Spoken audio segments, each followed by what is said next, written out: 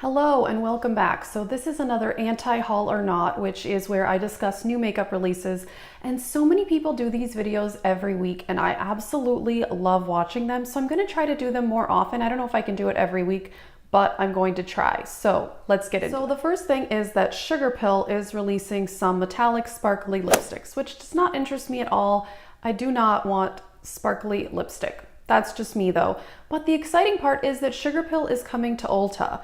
So I thought that was pretty neat because it is a brand that I am interested in trying. However, what I saw was that for now, I think only lip products are going to be going there, but hopefully eyeshadow will be showing up at Ulta at some point because that is something I would really want to try from the brand. Okay, next up is this Stila liquid eyeshadow and highlighter in Mystere, and they look like purpley duochromes. This looks super pretty. And I'm super interested in the liquid eyeshadow. I love the Stila liquid glitter and glow, whatever they're called. They're really good though. So this is super pretty. I don't need it, but it is something I'm very interested in. Okay, the next thing is something that I was considering, but I don't think I am anymore. And that is the Beautylish Lucky Bag. So it's on December 26th. They have one that is $75 and one that is $150. But you don't know what's gonna be in it. So it's pretty much anything that is sold on Beautylish. So they say that there could be Wayne Goss brushes, Viseart, Jeffree Star, whatever, other brands that they sell at Beautylish. So I watched a bunch of unboxings from last year, and honestly, after I saw that, I don't think I want to order one of these. If anything, I'd order the $75 one, but none of it seemed like things I would actually want. I mean, obviously, if it was like an awesome Natasha Denona palette or something like that, that would be great.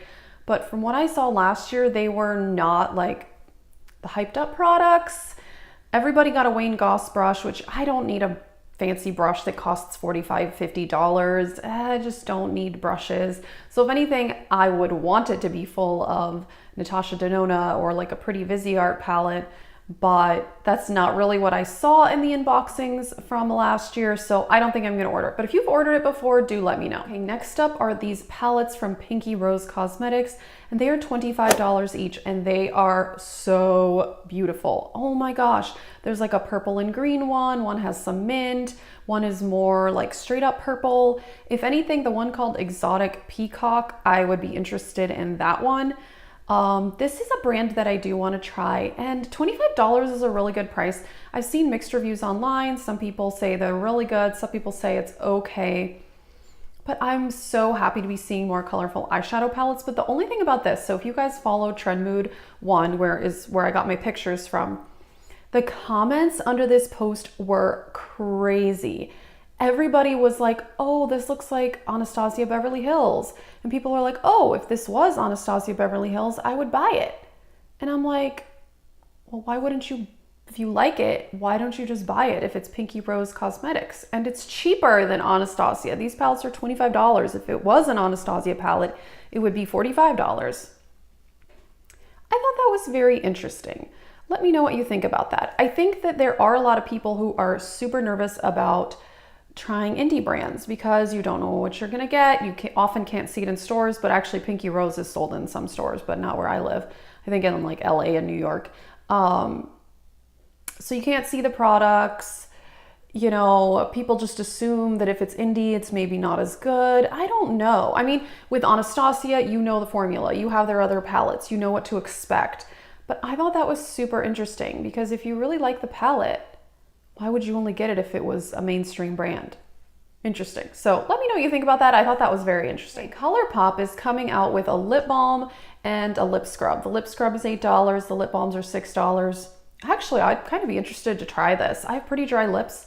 I haven't had a lip scrub in a long time. It's one of those things though that's like, do you really need a lip scrub? You can just take your toothbrush and go like this.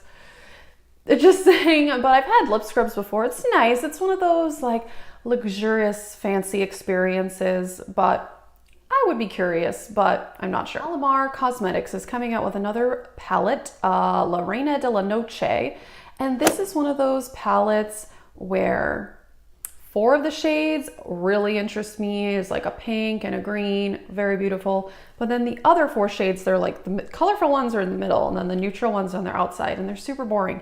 So I don't think I would get it. The first Alamar palette has very good reviews, so I would be curious to try it, but I was hoping it would be a bit more colorful. Next up, this is very exciting for me, that The Ordinary is coming back to Sephora and they have a new CEO.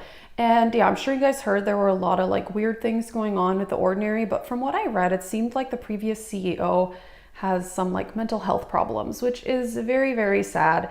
So I hope that that person is doing okay. But I'm very glad to see the company getting back on its feet because I really like the products. Not all of them. Well, I particularly like the retinol serum. And as you guys, if you've seen my skincare routine, you know that like retinol is super important to me and I like to have 2 on hand because I alternate, blah, blah, blah. And I really like theirs and it's a really good price. The other things I've tried were okay, but I was hoping to try more and then I was gonna order them. They disappeared off the Sephora website and I didn't feel like ordering from anywhere else, whatever, long story. But anyway, I am excited to see this. I hope the company kind of gets back to whatever, and I hope that that person is doing okay. Okay, there is a collection from MAC called the Bling Things and more glittery lipsticks. I know this is a huge trend. It seems that like metallic and or glittery lipsticks are really popular right now, and I bought some from Wet n Wild and I just realized, wow, this is not for me. It's not flattering on my lips. It makes my lips look crinkled and not cute. I don't want to buy these. It seems like a cool, fun thing to do, but I am just not brave enough to wear a glittery lipstick. No, thank you. Hey, Becca Cosmetics is collabing with more celebrities. Chloe and Malika, the Best Friends collection. I admit many years ago, like 7 years ago, I used to watch Keeping Up with the Kardashians all the time. It was a distraction from my real life is what I like to tell myself. Haven't seen that show in a long time, but I do remember Chloe and Malika's lovely friendship. But I don't really want to buy this collection, although I will say that it looks a lot prettier and more interesting than this whole Chrissy Teigen thing that they just did. That packaging looked super cheap, but this packaging actually looks really nice. So maybe these products are very good. And if you are really into Chloe and Malika, then maybe you want to get it. Next up, Wet n Wild is coming out with bronzers. And I think it's about time they're making some bronzers permanent. I'm assuming these are going to be permanent. They're $5 each. I have one of their bronzers from the Game of Thrones inspired, whatever, collection. It's amazing. I love that bronzer. I am wearing it today. It is so good. It blends very easily, which I really like. So many bronzers are splotchy and blotchy and patchy, and I do not like that. Maybe that's just because I suck at applying it, but this Wet n Wild one I have is amazing. So if these are that good, then I would say get one. Only if you need bronzer though. I have too many bronzers, so I can't buy anymore. Last item I want to talk about, I thought was a little strange, but actually could be a good deal depending on what you are interested in. But Kristen Dominique has a collaboration with MAC, but it's all permanent items. So it's 4 items. It was 2 eyeshadows, a lip pencil, and a lipstick. They're all already existing shades, and they're super popular shades like Spice Lip Pencil, Amber Lights eyeshadow.